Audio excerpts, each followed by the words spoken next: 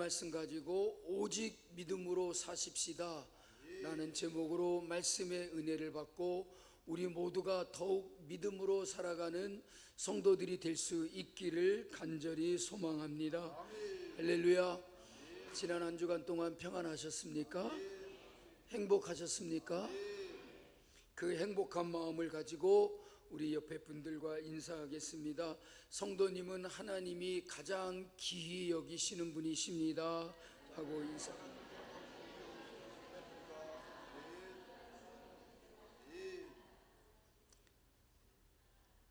귀하게 여기지 않는 것 같거든. 다시 인사하겠습니다. 하나님이 정말로 사랑하시는 분이십니다. 아멘. 우리는 지나간 7주 동안 예수님 시리즈에 대한 말씀을 들었습니다. 마지막으로 들었던 말씀이 예수님을 만나십시오 라는 제목이었습니다. 이제 우리는 모두 다 예수님을 만난 사람이고 우리는 예수님을 만났습니다. 그러면 예수님을 만난 자로서 우리가 어떻게 살아가야 하겠는가에 대해서 깊이 생각하며 오늘 이 말씀을 떠올리게 되었습니다. 한번 다 같이 따라하겠습니다. 믿음으로 살아야 한다. 예수님을 만난 우리는 믿음으로 살아가는 하나님의 백성이 되어야 할 줄로 믿습니다. 하나님의 백성들은 무엇보다도 믿음으로 사는 자가 되어야 합니다. 성도들은 믿음으로 사는 자를 성도라 그렇게 일컫는 것입니다. 믿음으로 사는 자는 하늘 이로 받겠네. 믿음으로 사는 자는 만사 형통하리라. 믿음으로 사는 것이 여러분 위로를 받게 되는 것입니다. 믿음으로 살아갈 때에 기쁨을 찾을 수 있습니다. 믿음으로 살아갈 때에 소망을 가질 수가 있습니다. 믿음으로 살아갈 때에 절망하지 아니하고 날마다 힘차게 승리하는 삶을 살게 될 줄로 믿습니다. 아주 오래전에 설레는 마음으로 참 재미있게 보았던 TV 프로가 하나 있었습니다. 진품 명품이라는 그런 프로였습니다. 아십니까? 그때를 아시는군요.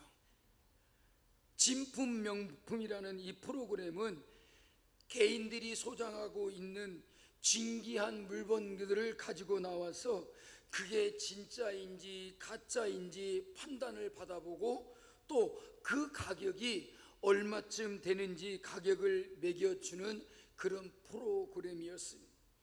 어떤 사람은 진짜인 줄 알고 정말 귀한 물건인 줄 알고 그 물건을 가지고 나와서 적어도 1,000만 원은 될 것이다 라고 스스로 가격을 매겨보기도 합니다. 그런데 감정사가 찬찬히 자세히 들여다보니까 이렇게 말합니다. 이것은 정교한 모조품입니다. 그래서 한 10만 원 정도 되겠습니다 라고 그렇게 말하면 그 물건을 가지고 왔던 사람이 얼마나 실망스러운 표정을 짓는지.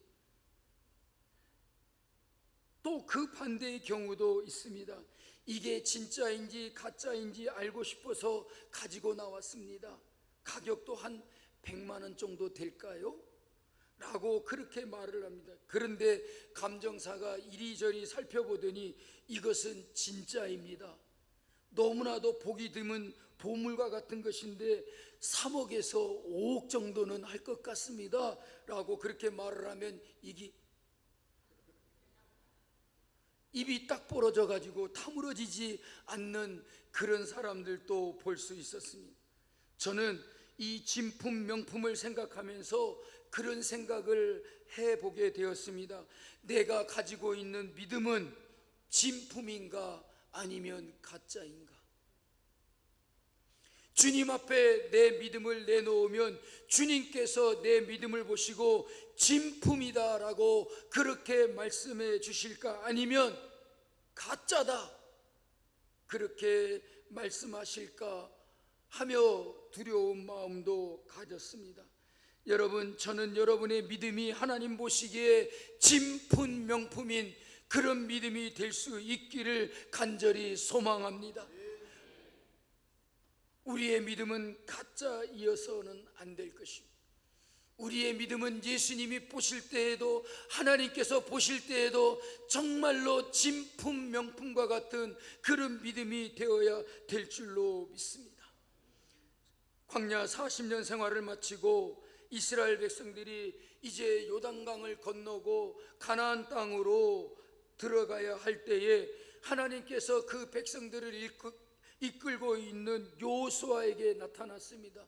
그는 몹시나 두려워하기도 하고 염려에 사로잡혀 있었습니다.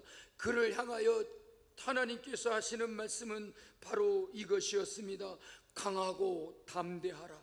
두려워하지 말며 놀라지 말라. 내가 어디로 가든지 내 하나님 여호와가 너와 함께 하느니라 라고 이렇게 말씀해 주셨습니다. 한마디로 말하면 왜 두려워하느냐, 왜 염려하느냐, 걱정하지 말아라. 내가 너와 함께 한다. 나를 믿어라. 그리고 강하고 담대하라. 놀라지 말라. 내가 너와 함께 하느니라 라고 하나님께서 이렇게 말씀해 주셨습니다.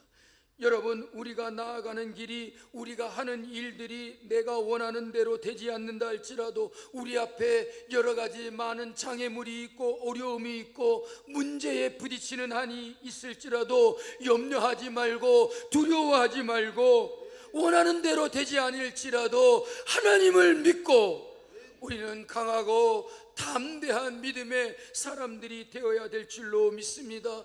오직 믿음의 사람들은 그 어려움을 믿음으로 이겨나가고 그 모든 어려움을 믿음으로 헤쳐나가야 한다는 말입니다. 우리는 결코 뒤로 물러서거나 멈추어 서지 말아야 할 것입니다.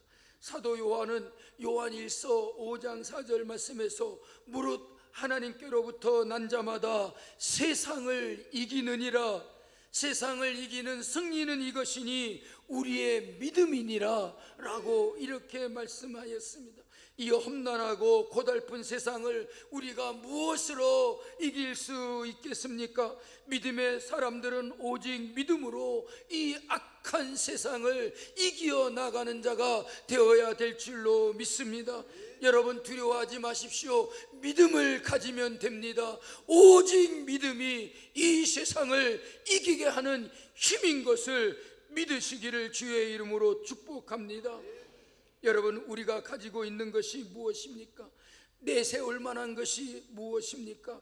학벌입니까? 재물입니까? 권력입니까? 아니면 배경입니까?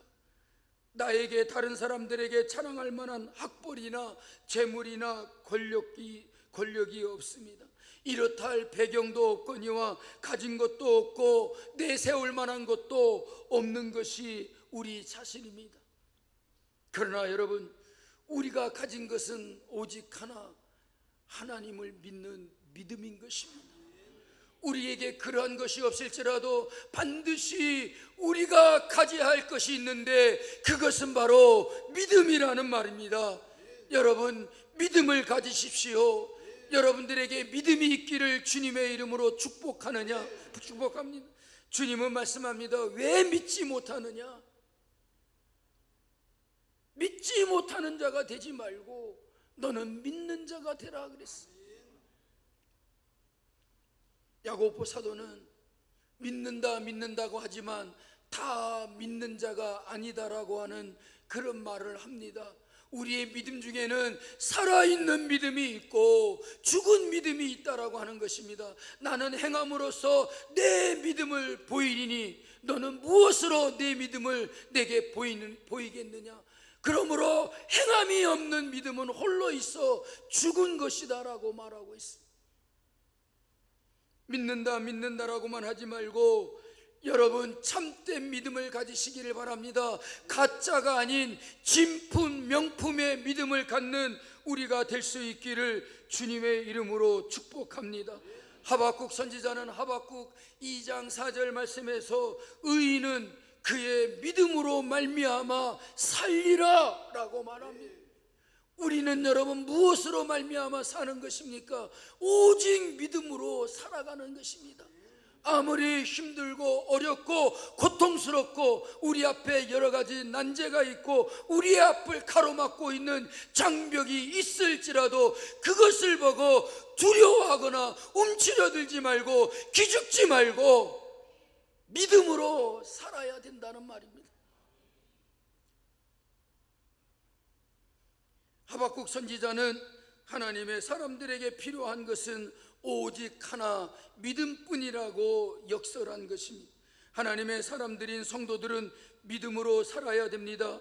믿음의 사람이라고 일컫는 우리는 오직 믿음으로 살아야 되지 않겠습니까? 믿음으로 살지 않는데 우리를 어떻게 믿음의 사람이라고 일컬을 수 있으며 믿음으로 살지 않는 사람을 어떻게 하나님의 사람이라고 그렇게 일컬어 부를 수가 있겠느냐는 말입니다. 우리는 하나님의 사람답게 믿음의 사람답게 믿음을 가지고 이 세상을 살아가는 자 되시기를 주님의 이름으로 축복합니다. 그렇다면 믿음으로 산다는 것은 과연 무엇을 의미하는 것일까? 여기에 대한 우리의 궁금증이 있는 것입니다. 히브리서 기자는 믿음으로 산다는 것이 무엇인가를 우리에게 설명하기 위해서 히브리서 11장에서 실제로 믿음으로 살았던 믿음의 사람들의 생애를 우리에게 보여주고 있습니다. 누군가가 말하기를 성경 전체를 통해서 히브리서 11장은 믿음의 가장 높은 봉우리를 보여주는 믿음의 산맥과 같다라 그랬습니다. 여러분, 이 산맥이 있지 않습니까? 근데 그 산맥 중에 가장 높은 믿음의 봉우리가 바로 히브리서 11장이다라고 말합니다. 누군가는 말하기를 믿음의 인물들의 전시장과 같은 것이다 라고 말했어요. 믿음의 사람들을 우리에게 확연하게 보여주고자 하는 믿음의 인물들의 전시장이다 라고 이렇게 말하기도 했어요. 그래서 히브리서 11장에 보면은 우리가 잘 아는 노아와 아브라함과 이삭과 야곱과 요셉과 모세와 같은 믿음의 영웅들이 나타나고 있을 뿐만 아니라 거기에는 이름도 없고 무명으로서 믿음으로 살다간 많은 성도들에 대하여 히브리서 기자는 우리에게 말해주고 있습니다. 우리는 이 믿음의 영웅들을 만나면서 아하, 믿음의 사람들은 이렇게 사는 것이구나, 믿음으로 산다라고 하는 것이 바로 이것이구나 라고 하는 것을 우리가 깨달을 수 있게 된다는 말입니다. 1절 말씀입니다. 믿음은 바라는 것들의 실상이요 보이지 않는 것들의 증거니라고 말합니다.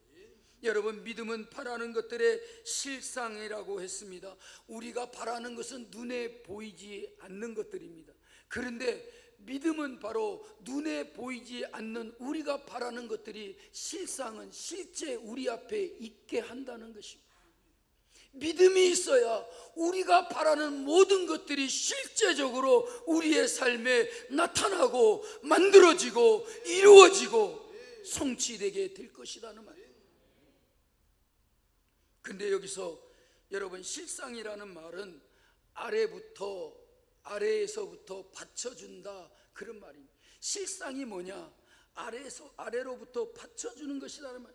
다시 말해서 집을 지을 때 기초공사와 같은 것이다라고 그렇게 말할 수 있을 것입니다. 그렇습니다. 믿음은 바라는 것들의 기초요 근거가 되는 것이라는 말입니다. 그러므로 믿음이 없으면 아무것도 쌓아 올릴 수가 없다라고 하는 것입니다. 아래에서 받쳐주는 기초가 단단하지 않은데, 튼튼하지 않은데 거기에다가 무엇을 쌓아 올릴 수 있겠느냐는 말이에요. 믿음은 우리가 바라는 것들의 실상입니다. 그 모든 것들이 그 위에 차곡차곡 쌓아져서 그 실상이 우리에게 나타나 보여지게 만든다라고 하는 것입니다. 여러분, 아브라함이 갈대아 우르에 살고 있을 때에 하나님으로부터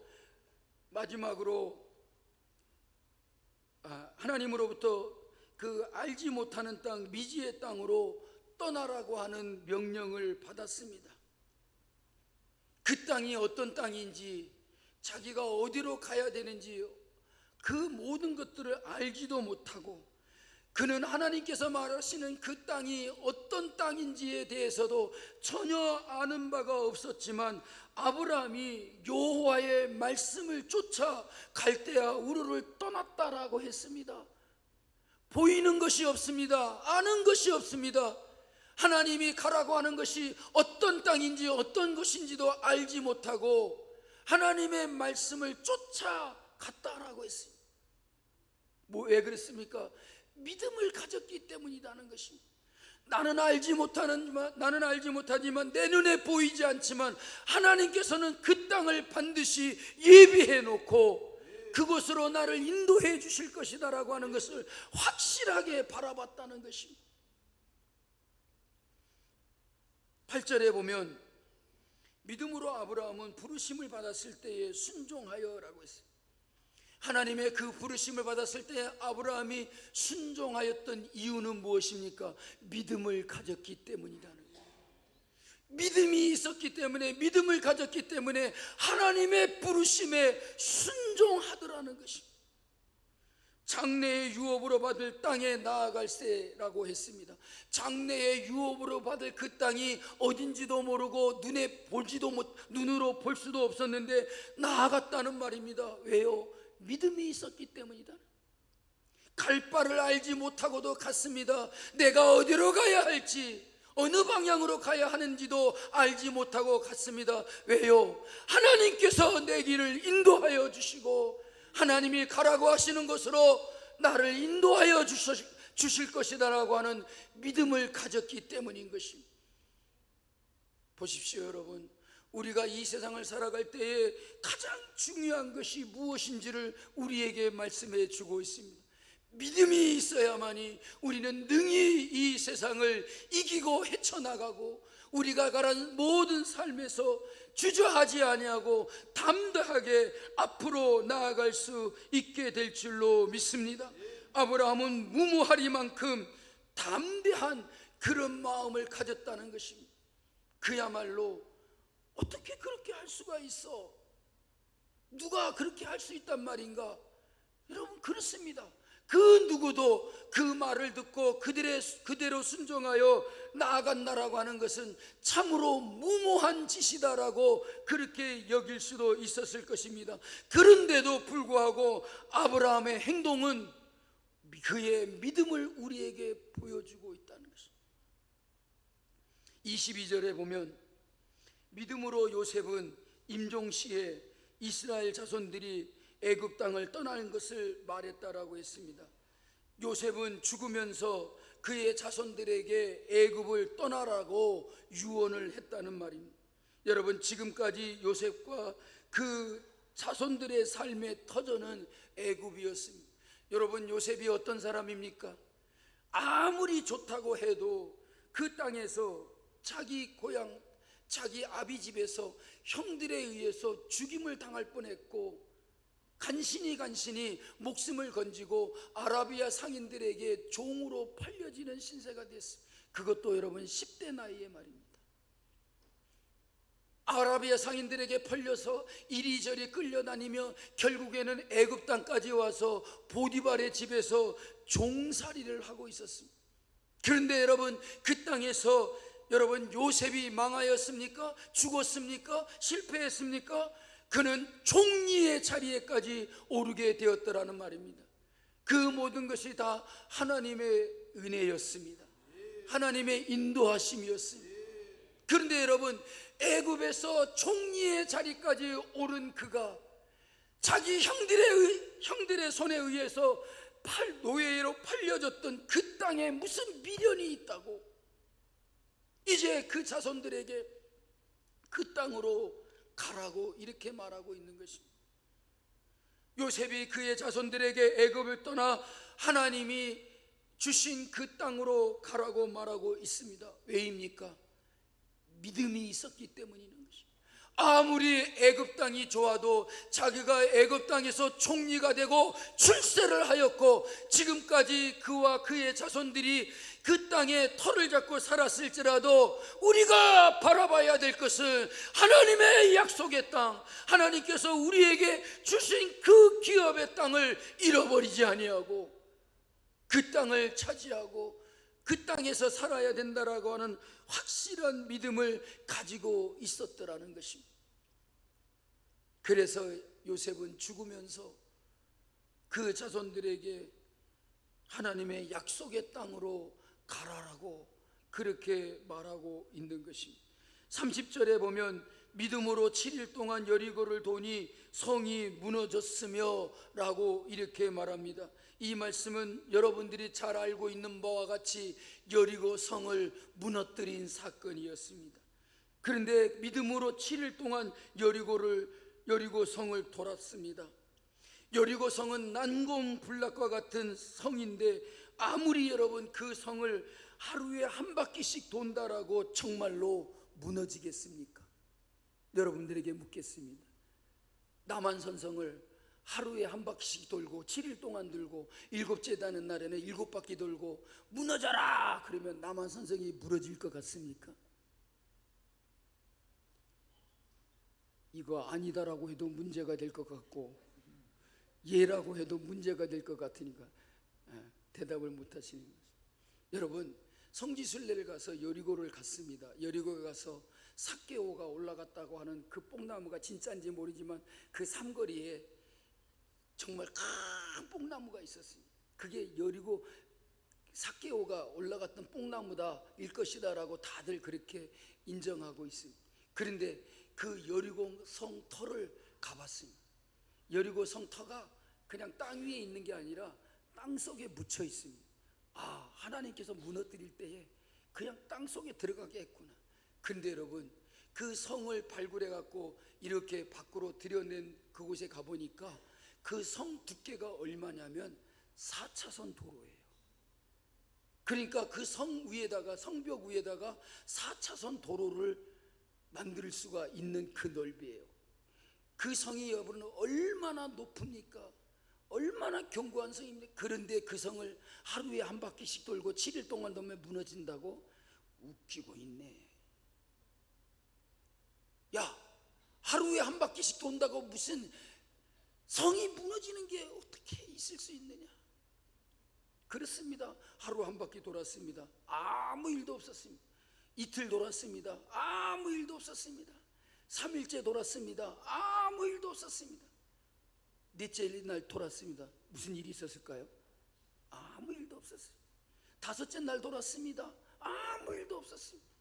여섯째 날 돌았습니다. 무슨 일이 있었을까요? 돌이 한 50개는 무너졌을까요? 아무 일도 없었습니다.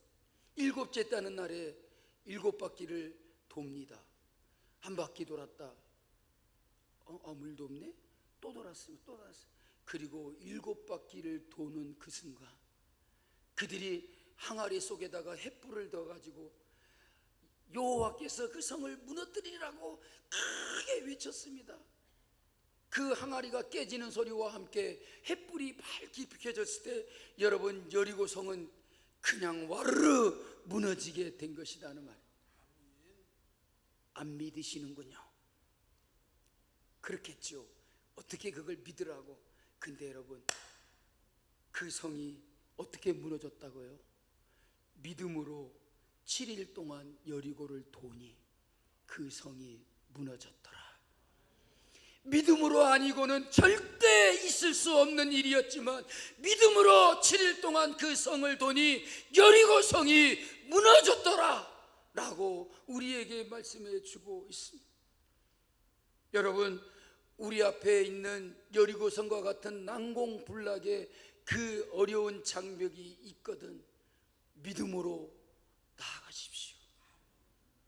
불가능한 일인데 왜 그렇게 했습니까?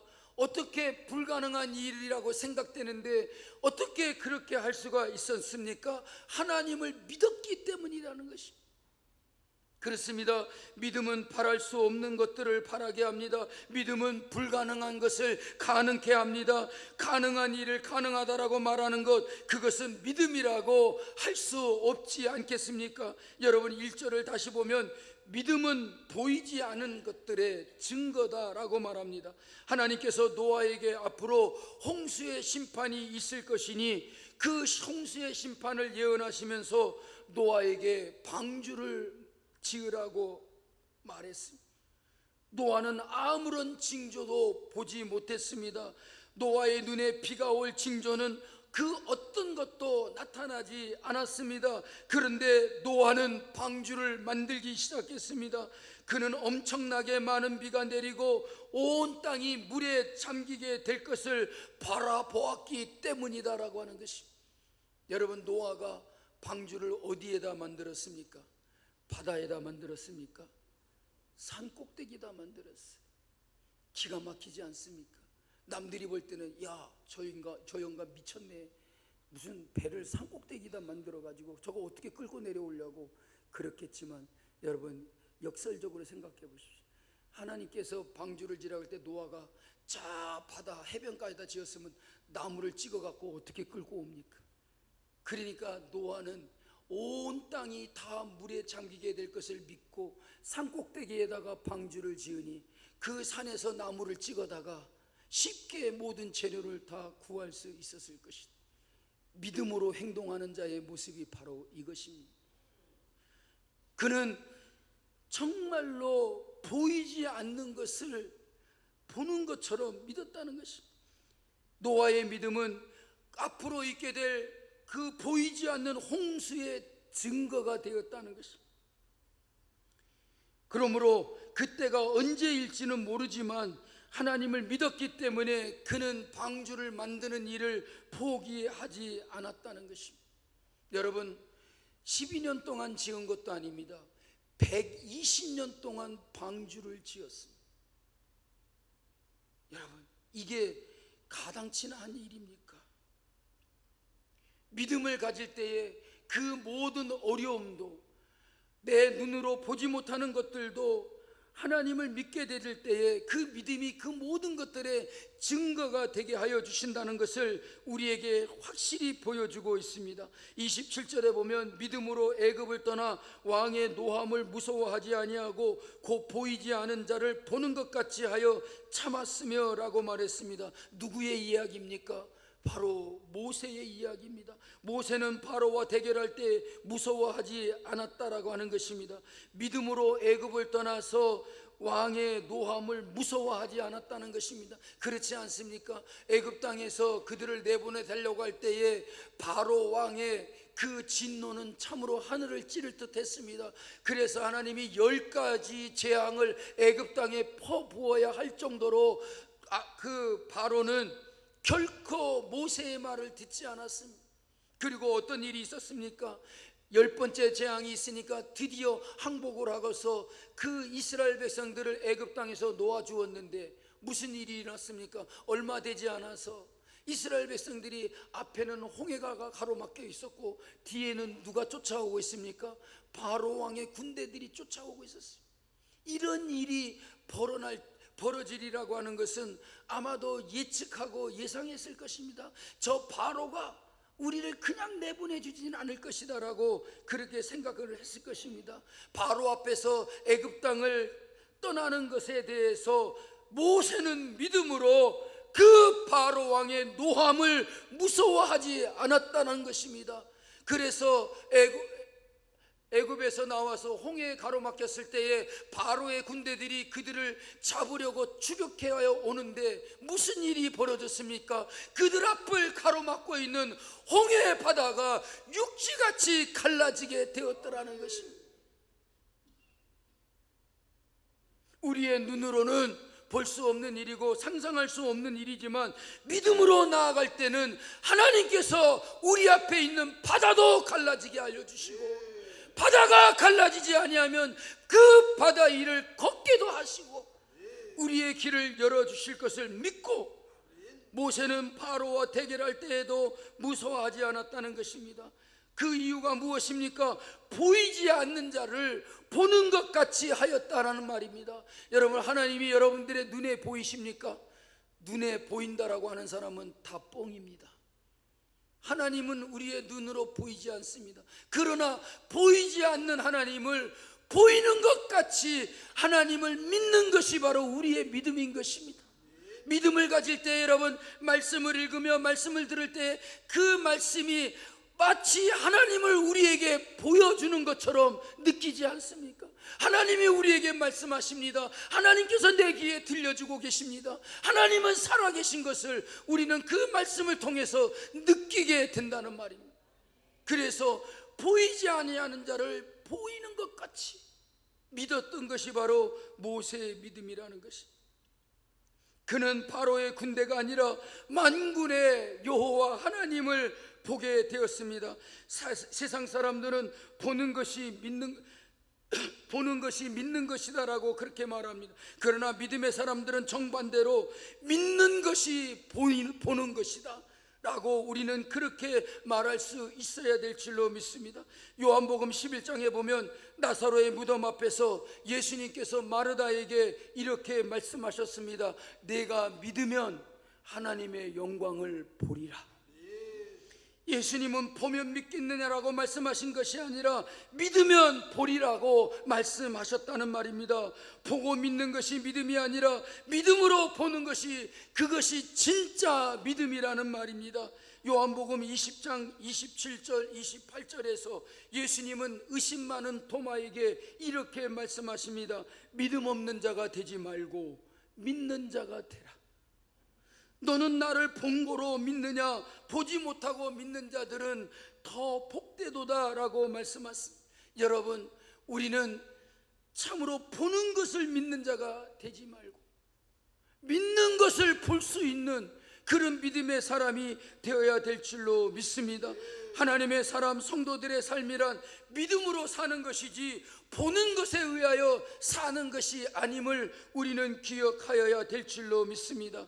만약 히브리서 11장에 나오는 이 믿음의 영웅들이 그들의 육신의 눈으로 보는 것에만 의지하고 살았다면 그들이 어떻게 되었을까요? 그들은 정녕 믿음의 사람이라고 이렇게 일컬음을 받지 못했을 것이라는 말. 눈에 보이는 것만 의지하지 말고 보이지 않는 것을 보는 믿음을 갖는 우리가 되어야 될 줄로 믿습니다. 노아가 화창한 날씨만 바라보았다면 그가 방주를 마련했겠습니까? 120년 동안이나 비가 오지도 않는데 그럼에도 불구하고 노아는 120년 동안 하루도 쉬지 아니하고 방주를 만들었다는 것입니다. 포기하지 않았습니다. 왜입니까? 비가 올 것을 믿었기 때문이라는 것입니다. 하나님께서 비를 내리신다라고 하는 말이 빈말이 아니라 이 땅을 잠기도록 비를 내리실 것을 믿었기 때문에 120년 동안이나 방주를 만들 수 있었다는 것입니다. 아브라함이 가도 끝없는 들판만 보았다고 한다면 여러분, 그는 중도에 포기하고 말았을 것입니다. 아무것도 보이지 않는 길을 오직 하나님만 바라보고 하나님이 인도하여 주심을 믿고서 나아가기 때문에 그는 약속의 땅에 들어가게 된 줄로 믿습니다. 여호수아가 여리고성의 튼튼한 성벽만을 바라보았다고 한다면 7일 동안 매일매일 행진을 계속할 수 없었을 것입니다. 일찌감치 여리고성을 도는 것을 포기하고 말았을지도 모릅니다. 여러분, 육신의 눈으로 보는 것이 전부가 아니라는 사실을 우리는 분명히 알아야 됩니다. 눈에 보이지 않는 것은 존재하지 않는다라고 말할 수 없다는 것은 누구나 다 아는 사실입니다. 눈에 보이지 않지만 공기가 존재하고 있는 것을 그 누구도 부인할 수 없는 것입니다. 눈에 보이지 않아도 존재하는 것이 있다는 것을 우리는 알아야 할 것입니다. 하나님은 우리의 눈에 보이지 아니할지라도 그는 살아계신 하나님이십니다.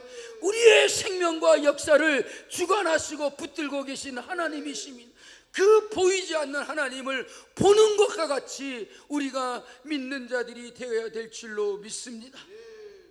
13절 말씀에 이 사람들은 다 믿음을 따라 죽었으며 약속을 받지 못하였으되 그들은 그것들을 멀리서 보고 환영하며 라고 말하고 있습니다. 여러분, 그들은 믿음의 눈으로 멀리 내다봤다는 것입니다. 지금 당장에는 자기들 앞에 그것들이 나타나지 않고 이루어지지 않았을지라도, 약속을 받지 못하였을지라도 믿음을 따라 죽으면서 그 멀리를 내다보고 살았다는 것입니다. 여러분, 우리가 이 세상에서 살다가 죽는 것으로 끝나는 것이 아닙니다. 우리는 더 멀리 내다보고 죽음 너머에 있는 그 이후에 있을 하나님의 나라를 바라보고, 하나님께서 우리에게 약속하신 그 기업을 바라보고 하나님의 나라를 유업으로 받을 자로 살아가는 우리가 되어야 될 줄로 믿습니다. 여러분, 세상에 목숨 걸지 마십시오. 목숨 안 걸어도 우리는 이 세상을 언젠가는 떠나게 될 것입니다. 이 세상의 것에 모든 소망을 두지 말고 하늘의 소망을 두고 멀리서 바라보며 하나님의 약속을 믿고 믿음을 따라 이 세상을 살아가고, 죽는 그날에도 우리는 믿음으로 하나님을 바라보고 하나님의 나라를 꿈꾸고 하나님의 나라를 소망하며 살아갈 수 있는 성도 여러분들이 되시기를 주님의 이름으로 축복합니다. 여러분, 농부가 왜 씨를 뿌리는 것입니까? 씨가 잎이 나고 자라서 큰 열매를 맺게 되는 것을 보기 때문인 것입니다. 그래서 작은 씨앗을 땅에다 뿌리는 것입니다. 에녹은 믿음으로 하나님과 동행했습니다. 5절 말씀을 보십시오. 믿음으로 에녹은 죽음을 보지 않고 옮겨졌으니 하나님이 그를 옮기심으로 다시 보이지 아니하였느라. 그는 옮겨지기 전에 하나님을 기쁘시게 하는 자라 하는 증거를 받았느니라고 말했어요. 여러분, 우리 모두가 하나님을 기쁘시게 하던 자라고 하는 증거를 받을 수 있기를 바랍니다. 여러분들은 무엇을 기쁘게 하기 위해서 사는 것입니까? 하나님을 기쁘시게 하는 자들이 될 수 있기를 바랍니다. 에녹은 믿음으로 하나님을 기쁘시게 하는 자라고 하는 그런 증거를 받았다고 했습니다. 왜요? 하나님과 동행했기 때문이다. 믿음으로 살아갈 때 우리가 하나님과 동행하게 될 줄로 믿습니다. 믿음으로 하나님과 동행하는 사람은 하나님을 기쁘시게 하는 자라 증거를 받게 될 줄로 믿습니다. 6절 말씀입니다. 믿음이 없이는 하나님을 기쁘시게 하지 못하나니 하나님께 나아가는 자는 반드시 그가 계신 것과 또한 그가 자기를 찾는 자들에게 상 주시는 이심을 믿어야 할지니라. 여러분, 하나님이 기뻐하시는 것이 무엇일까요?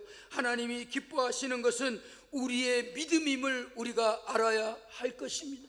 하나님께서는 여러분들이 세상에서 출세하고 잘 나가는 것을 기뻐하는 것이 아니라 우리가 그러할지라도 믿음으로 살아가는 것을 기뻐하신다는 말입니다. 아무리 어렵고 힘들어도 그 어려움 속에서도 믿음을 잃지 아니하고 믿음을 가지고 살아가는 것을 하나님은 기뻐하신다는 말입니다. 부함과 가난함으로 기뻐하는 것이 아니라 부할지라도 가난할지라도 있을지라도 없을지라도 강건할지라도 약할지라도 믿음으로 살아가는 것을 하나님이 기뻐하신다는 사실을 결코 잊지 마시기를 주님의 이름으로 축복합니다. 우리 모두 다 하나님이 기뻐하시는 그러한 삶을 믿음으로 살기를 원합니다. 여러분, 믿음은 보이지 않는 하나님을 바라보고 하나님과 동행하는 삶을 사는 것입니다. 그러므로 하나님께서 우리를 기뻐하시고 또한 우리를 기뻐하시는 하나님께서 우리에게 상 주시는 분이심을 믿음으로 살아가시기를 주의 이름으로 축복합니다. 믿음으로 살아가면서 하나님께서 우리에게 주실 상을 바라보고 살아가는 우리 성남중앙교회 모든 성도들이 될 수 있기를 주님의 이름으로 축복합니다. 다 같이 자리에서 일어나시겠습니다.